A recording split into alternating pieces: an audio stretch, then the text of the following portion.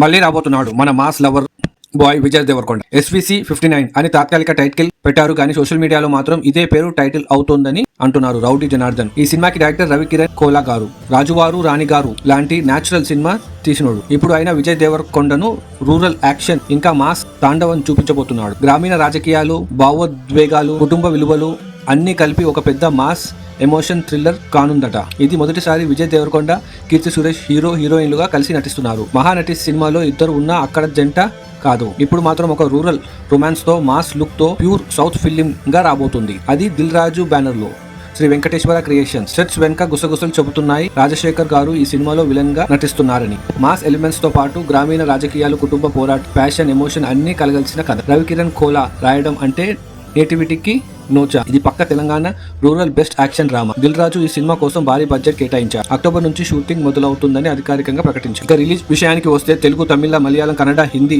Pan India లెవెల్లో release plan చేస్తున్నారు. అంటే విజయ్ దేవరకొండ మళ్ళీ నేషనల్ లెవెల్లో ఫైర్ అవబోతున్నాడనమాట.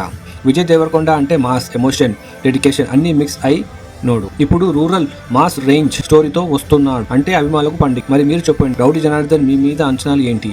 కింద కామెంట్స్ లో చెప్పండి. ఇలాంటి మాస్ సినిమాల update, emotion stories, real scene news కావాలంటే లైక్ చేయండి, షేర్ చేయండి, సబ్స్క్రైబ్ చేసుకోవడం మర్చిపోండి.